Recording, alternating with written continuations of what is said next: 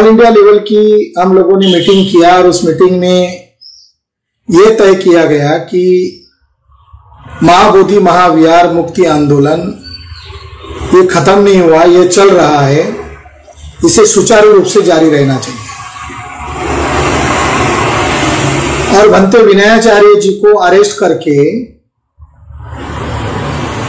बिहार सरकार और केंद्र सरकार के मनोवादी लोगों ने इस आंदोलन का मनोबल गिराने का जो षड्यंत्र किया है उसके विरोध में फिर से उठ खड़ा होना होगा और उसके लिए देशव्यापी आंदोलन की शक्ल में आंदोलन चलाना होगा। जिस तरीके से भंते विनयाचार्य जी को अरेस्ट किया गया वो तरीका कानूनन तरीका नहीं है। भंते विनयाचार्य जी को सवेरे 2 बजे जब सारा बिहार सोया है, सारे लोग सोए हैं और उनको अचानक सुरक्षा के नाम पर गायब कर दिया जाता है और उनके साथ जो साथी हैं उनको भी कहा जाता है कि आपको ये रूम नहीं छोड़ना है, आपके जान को भी खतरा है।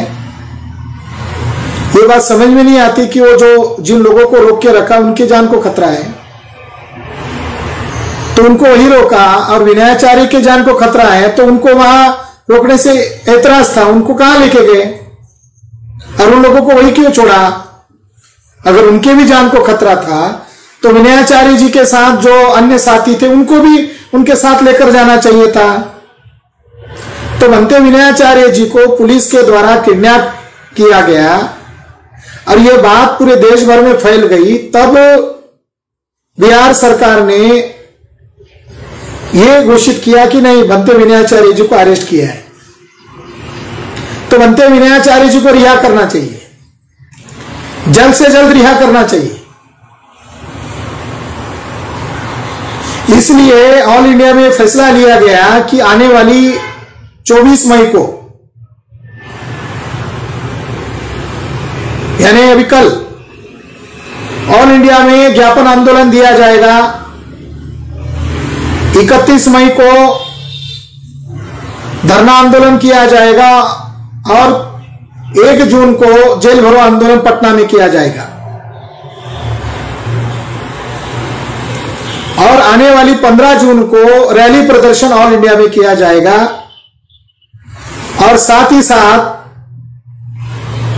जल्द ही पटना में लाखों की जनसभा का आयोजन भी किया जाएगा। और जो सरकार गुंडागर्दी पर आई है, तो ये देश संविधान से चलता है, लोकतंत्र से चलता है, तो गुंडा तंत्र को जवाब दिया जा सकता है। जैसे बिहार की धरती पर यह कहा जाता है कि जयप्रकाश नारायण ने एक आंदोलन शुरू किया था बिहार की धरती से, तो केंद्र में तानाशाह बनी हुई पार्टी को घुटने के बल पर आना पड़ा था। तो जयप्रकाश नारायण बिहार के ही थे और उन्होंने एक बड़ा आंदोलन बिहार की धरती से शुरू किया था। बिहार की धरती ही लोकतंत्र की धरती है।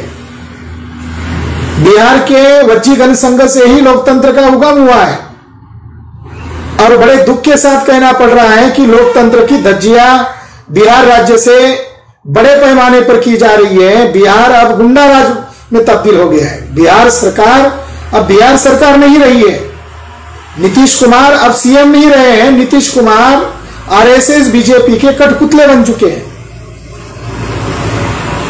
वो इतने अंधे बहरे हो गए हैं कि उनको यह समझ में नहीं आ रहा है कि बिहार सरकार की बदनामी अंतर्राष्ट्रीय स्तर पर हो रही है। सारी दुनिया के लोग नीतीश कुमार के ऊपर थूक रहे हैं।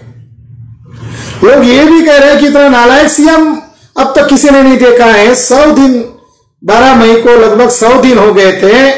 अपेक्षा थी कि बिहार सरकार खुशखबरी सुनाएगी, जनता का सम्मान करेगी, लोकतंत्र का सम्मान करेगी और आंदोलनकारियों को खुशी से मिलकर यह घोषित करेगी कि अब बिहार सरकार बीटी एक्ट रद्द घोषित करने की घोषणा करती है चलो लोकतंत्र की जीत हो गई। मगर ऐसा करने की बजाय वहां की बिहार सरकार ने योजना बनाकर आरएसएस बीजेपी के लोगों ने बंदर की तरह नीतीश कुमार को नचाया। नीतीश कुमार को बिहार के लोग पलटूराम कहते हैं। पलटूराम इसलिए कहते हैं कि न जाने कब वो बीजेपी के खेमे में जाएंगे। तो बीजेपी के खेमे में बीजेपी को साथ देने वाले पलटूराम को अब लोग दलाल कह रहे हैं, क्योंकि नीतीश कुमार ने लोकतंत्र के दायरे में रहने की बजाय आरएसएस और बीजेपी के दायरे में रहना पसंद किया। और आरएसएस और बीजेपी के लोगों ने नीतीश कुमार का बिहार में ब्राह्मण राज की स्थापना करने के लिए बहुत ही तरीके से इस्तेमाल शुरू किया है। पिछले साल की बात है, मिस्टर आर्लेकर, चिप्पावन ब्राह्मण गोवा का, वो बिहार राज्य का राज्यपाल के तौर पर था और उसने इंद्रेश कुमार के मौजूदगी में कहा कि इसको बोध गया नहीं कहते हैं, ये शिव मंदिर है। तब भी नीतीश कुमार था। यानी एक गवर्नर के जरिए से बोध गया में जाकर यह कहना कि ये महाबोधि महाविहार नहीं है, शिव मंदिर है, यह कितना घिनौना काम बिहार के राज्यपाल ने किया और नीतीश कुमार ने उसको रोका नहीं, टोका नहीं। तो किसकी सत्ता चल रही है बिहार में? बिहार में तो बीजेपी की सत्ता चल रही है। नीतीश कुमार के पास क्या अथॉरिटी है? नीतीश कुमार को आरएसएस के लोग बंदर की तरह नचा रहे हैं, मुंह तक नहीं खोल रहे। अब 100 दिन हो गए, नीतीश गवर्नमेंट की जिम्मेदारी थी, नीतीश कुमार की यह नैतिक जिम्मेदारी थी कि यह अंतर्राष्ट्रीय धरोहर है और अंतर्राष्ट्रीय धरोहर पर 100 दिन लोग आंदोलन के लिए बैठे हुए हैं, तो उनकी मांग को सुना जाए। और उनकी मांग है बीटी एक्ट को रद्द किया जाए। बीटी एक्ट को रद्द किया गया 12 मई को, जब बुद्ध पूर्णिमा थी। दुनिया भर से लोग इकट्ठा हुए हैं वहां पर, मगर इसके बावजूद सवेरे 8 बजे बिहार राज्य के गवर्नर को महाबोधि महाविहार के अंदर भेजा गया। साथ में कलेक्टर है, साथ में कमिश्नर है, साथ में बीटीएमसी की सेक्रेटरी मैडम है, साथ में महंत है, गुंडा त्रिवेणी महंत, और उनके ब्राह्मण लोग हैं, बीटीएमसी के अन्य मेंबर हैं। और सवेरे जाकर उन्होंने वहां पर क्या किया? वहां पर जाकर इन पंडों ने वहां पर जाकर आरिफ मोहम्मद खान, जो बिहार राज्य के गवर्नर थे, उनको घुटने के बल पर झुकाया और उनके हाथों से बुद्ध के सामने, बुद्ध के पग के सामने काल्पनिक शिवलिंग की पूजा कराया और गवर्नर को पीठ दिखाकर, गवर्नर बुद्ध के प्रतिमा को पीठ दिखाकर यह कर रहा है। कितना बड़ा अपमान कर रहा है।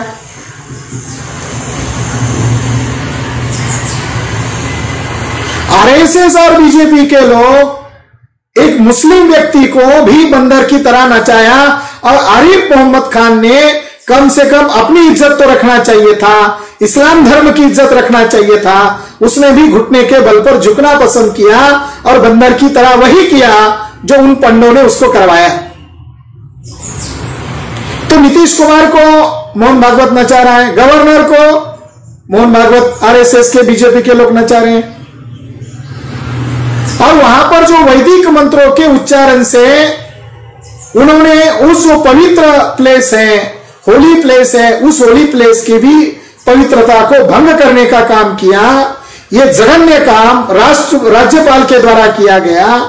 और वहां पर कोई वीडियोग्राफी नहीं है, वहां पर कोई फोटोग्राफी भी नहीं है। उन्हीं के लोगों ने उसका वीडियो बनाया और उसको वायरल किया और गलती से वो हमारे लोगों तक घूमते घूमते आ गया। शायद उनको ये इस बात का यकीन था कि यह आंदोलन अंदर जो कांड कर रहे हैं, यह कांड लोगों को पता ही न चले, मगर वो डिस्क्लोज हो गया, सोशल मीडिया से डिस्क्लोज हो गया। मगर राष्ट्रीय मीडिया ने इस बात को छुपाया। सो कॉल्ड राष्ट्रीय मीडिया ने महाबोधि महाविहार के आंदोलन को भी छुपाने का काम किया। आज तक बदनामी करने के लिए आगे आएंगे।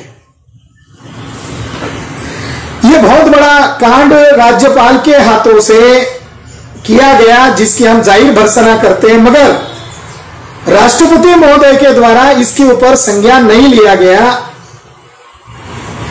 यह बहुत ही गंभीर बात है।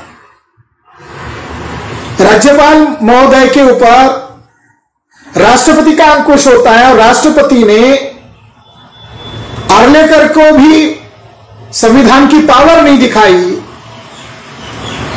और विद्यमान आरिफ मोहम्मद खान को भी राष्ट्रपति महोदय ने ताकत नहीं दिखाई।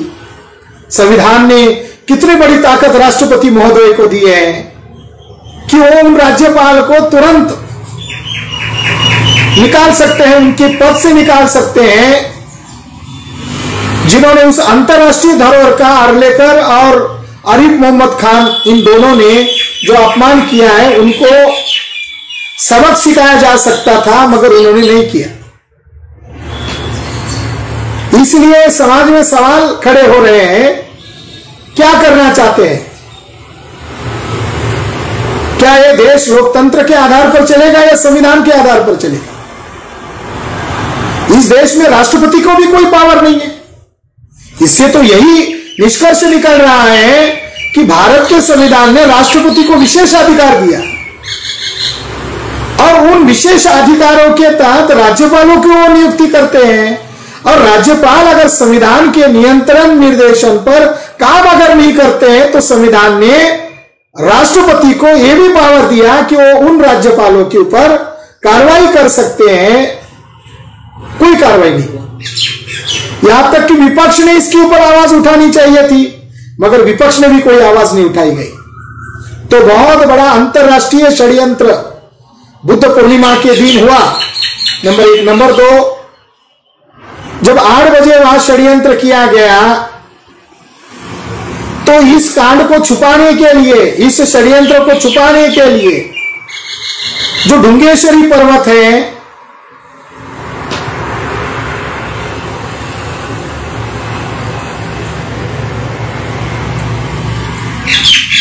जो ढुंगेश्वरी पर्वत है, उस ढुंगेश्वरी पर्वत पर उपासक उपासिकाओं को मारा गया।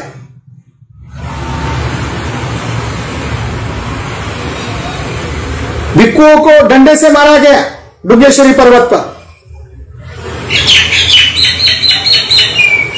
और उसके बाद शाम के समय में उपासक उपासिकाओं को परेशान किया जा रहा था, तो उन्होंने बनते विनयाचार्य को बुलाया और बनते विनयाचार्य वहां गए और उन्होंने वहां की सारी परिस्थिति कंट्रोल की। पुलिस के सामने जय श्री राम के नारे लगाए जा रहे थे। पुलिस गुंडों को पहचान चुकी थी, मगर उन्होंने आरएसएस बीजेपी के गुंडों को पकड़ने की बजाय भिक्खू को ही दोषी ठहराया और बनते विनयाचार्य को इलीगली अरेस्ट किया। आज भी वो जेल में है। तीसरी महत्वपूर्ण बात यह की गई बिहार राज्य के द्वारा, कैबिनेट ने एक ठराव पारित किया और उस ठराव में गया जिले का नाम गया जी कर दिया गया। गया जी का तात्पर्य क्या है? गया जी का मतलब क्या है? गया जी का मतलब है कि बुद्ध को ही उन्होंने असुर राक्षस घोषित किया। कुछ तो शर्म करो नीतीश कुमार। प्रधानमंत्री नरेंद्र मोदी जी, कुछ तो शर्म करो।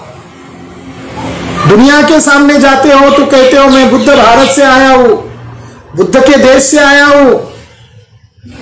और जहां बुद्ध की धरती है बोध गया, उसका नामकरण आप कर रहे हो गया जिले का गया जी। गया जी का मतलब है वायु पुराण को आधार बनाकर नामकरण कर रहे हैं।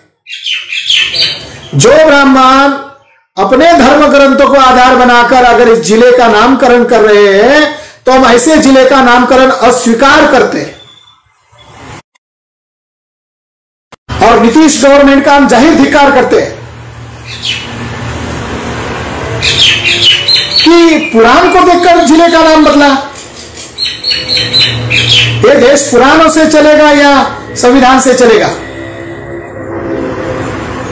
ये देश पुराण से नहीं चलेगा, ये देश मनुस्मृति से नहीं चलेगा और ये देश आरएसएस के आदेश से भी नहीं चलेगा, मोहन भागवत के आदेश से भी नहीं चलेगा। इसलिए गया जी जो नामकरण आप लोगों ने किया है, इस बात का हम जाहिर धिक्कार करते हैं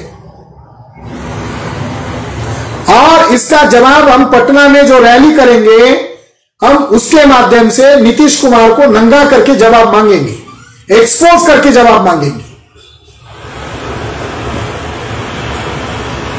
राज्यपाल को भी जवाब मांगेंगे। वो जो पटना में विशाल जनसभा का हम आयोजन करने वाले हैं, हम बिहार सरकार ये संविधान के दायरे में रह संविधान की दायरे में रहकर काम करने की बजाय मनुस्मृति के दायरे में रहकर, पुराणों के दायरे में रहकर कार्य कर रही है। ये बहुत ही चिंतनीय बात है। तो दो बड़े कांड, दो बड़े षड्यंत्र बिहार सरकार के द्वारा किए गए। एक, राज्यपाल को घुटने के बल पर झुकाया और राज्यपाल के हाथों से काल्पनिक शिवलिंग की पूजा कराई। और नंबर 2, जब वहां आंदोलन 100 दिन का हो गया है तो उस आंदोलन की कुछ तो कुछ इज्जत रखनी चाहिए थी। उन आंदोलनकारियों को चिढ़ाने का काम बिहार सरकार ने किया। वायु पुराण में कहा हुआ है कि एक राक्षस था जिसका नाम गयासुर था। उसकी बुद्धि बहुत तेज थी, उसका दिमाग बहुत तेज था। वो जब अपनी सिर हिला रहा था, जब स्वर्ग और धरती कंपन हो रहे थे, तो स्वर्ग से एक एक देवता उसके सिर पर बैठे, फिर भी उसका सिर हिलना थम नहीं रहा था। तब विष्णु वहां पर आए और विष्णु ने उसके सिर पर पैर रखा और विष्णु ने उसको पाताल में गाड़ दिया। तो ब्राह्मण वायु पुराण के द्वारा बोध गया को पाताल की धरती मानते हैं और अशोक राजा के द्वारा वहां पर जो बुद्ध के पद है, उस बुद्ध के पद चिन्हों को देखकर ब्राह्मण कहते हैं विष्णु पद है और विष्णु ने यहीं पर उस गयासुर को गाड़ दिया था। ऐसी बातें बताकर गयासुर यानी बुद्ध को उन्होंने असुर कहा। इसलिए नीतीश कुमार को क्या कहें, नीतीश कुमार का दिमाग को क्या, नीतीश कुमार के दिमाग को क्या हो गया? नीतीश कुमार ने गलत बात का समर्थन किया और आरएसएस बीजेपी के षड्यंत्र में सहभागी होकर बुद्ध को ही असुर घोषित कर दिया। ये शर्म आनी चाहिए नीतीश कुमार को। तो दो बड़े कांड, और नंबर 2, गया जिले को गया जी कहकर, तो ये दो बड़े षड्यंत्र उन लोगों ने किए हैं। तो उन षड्यंत्र के पीछे असली माइंड अगर किसका है तो मोहन भागवत का है, आरएसएस का है। इसका प्रत्यक्ष प्रमाण क्या है? इसका प्रत्यक्ष प्रमाण है कि जो बातें आर्लेकर ने कही थी, ये शिव मंदिर है, वर्तमान विद्यमान राज्यपाल के द्वारा अमल करवाया। अमल करवाने वाली कौन मशीनरी थी? अमल करवाने वाली प्रशासन और प्रशासकीय मशीनरी के द्वारा काल्पनिक शिवलिंग की वहां पूजा कराई गई और विद्यमान गवर्नर के द्वारा अमल कराया गया। ये उसका प्रत्येक 15-16 तक वहां रुका और वहां पर उसने कुछ भिक्षुओं को लालच दिया। आज सवेरे एक भिक्षु ने जानकारी दिया कि एक भिक्षु को 5,000 रुपए का लालच दिया। नेटवर्क का बहुत इशू आ रहा है सवेरे से। तो साथियों, इस तरीके से इंद्रेश कुमार को वहां भिजवाकर कुछ डुप्लीकेट ब्राह्मणवादी भिक्षुओं को साथ में लेकर उन्होंने वहां ड्रामा किया और यह विज्ञापन कराया गया, यह प्रचार में लाया गया इंद्रेश कुमार के द्वारा कि बौद्ध धर्म वैदिक धर्म की शाखा है। यानी 100 दिन बैठने के बाद यह बख्शिश दिया गया। 100 दिन बैठने के बाद तो इस आधार पर यह कहा जा सकता है कि इंद्रेश कुमार का वहां जाना एक बड़ी साजिश का हिस्सा है और इंद्रेश कुमार के द्वारा बौद्ध धर्म का वह अपमान किया गया। वो पहले तो महंत की कोठी में गया, उस कोठी में बुद्ध की सैकड़ों मूर्तियां हैं, उस कोठी में गया। बाद में उसने बौद्ध भिक्षुओं को और महंत ब्राह्मण को इकट्ठा करके एक ड्रामा किया, भिक्षु संघों को संगदान देने के नाम पर इकट्ठा किया और भिक्षुओं की मौजूदगी में दोबारा वैदिक मंत्रों का उच्चारण कराया। तो वो भिक्षु भी कैसे भिक्षु होंगे जो बौद्ध धर्म पर अतिक्रमण करने वाले ब्राह्मण के साथ बैठे हुए, ज्यादातर उसमें डुप्लीकेट भिक्षु है। और इंद्रेश कुमार के वहां जाने से यह साबित हो गया कि आरएसएस और बीजेपी के लोग सारा खेल खेल रहे हैं, चाहे राज्यपाल को नचाना हो या सरकारी मशीनरीज का मिसयूज करना हो, ये सारा खेल खेलने का काम आरएसएस बीजेपी के लोगों के द्वारा किया गया, मोहन भागवत के द्वारा किया गया। इंद्रेश कुमार कौन है? इंद्रेश कुमार आतंकवादी ब्राह्मण है और इंद्रेश कुमार ने किया था और अजमेर शरीफ बम ब्लास्ट में आरएसएस के 3 लोगों को आजीवन कारावास की सजा भी सुनाई गई थी। इस आधार पर हम ये कह सकते हैं, कोर्ट के फैसले के आधार पर हम कह सकते हैं कि आरएसएस आतंकवादी संगठन है। मैंने जब इंद्रेश कुमार को उसने इंद्रेश कुमार को पूछा कि कोई विलास खरात आपको आतंकवादी कहता है, टेररिस्ट कहता है, इस पर आपकी क्या राय है? तो इंद्रेश कुमार जवाब नहीं दे पाए थे। जब मैंने उसको आतंकवादी कहा तो यह प्रत्यक्ष प्रमाण है कि आरएसएस के लोग ही इस सारे कांड में, इस षड्यंत्र में प्रत्यक्ष रूप से सहभागी है। अभी यह जानकारी मिली है कि अब वहां धीरेन्द्र शास्त्री और देवकीनंदन जैसे साधु वहां जाने वाले हैं, पंडित वहां जाने वाले हैं। तो इनका वहां पर क्या काम है? बौद्ध गया नहीं, वो क्यों जा रहे हैं और उनको प्रशासन कैसे अनुमति दे रहा है? तो खुले तौर पर ये बौद्ध धरोहर पर नाजायज कब्जा करना चाहते हैं।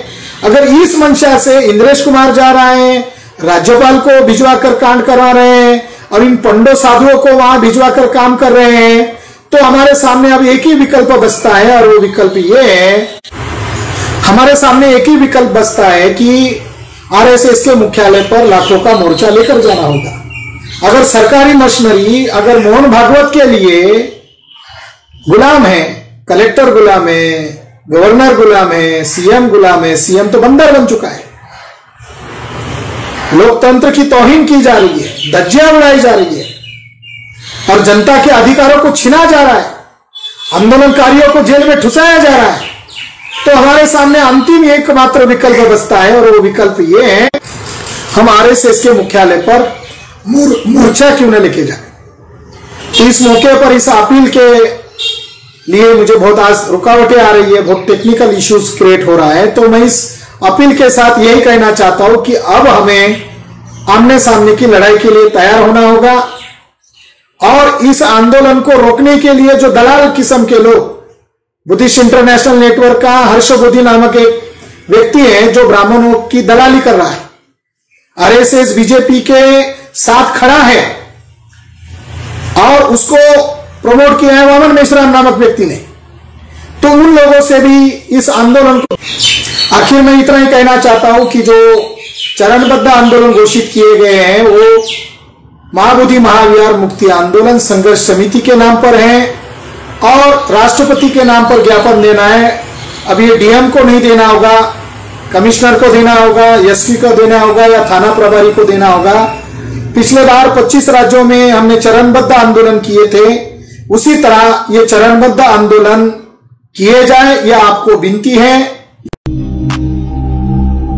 अचूक बातम्या, निपक्षपाती विचार, अन्यायाविरुद्ध वाचा फोडणारे परखड विचारांचे सार्वभौम दैनिक प्रजासत्ताक जनता।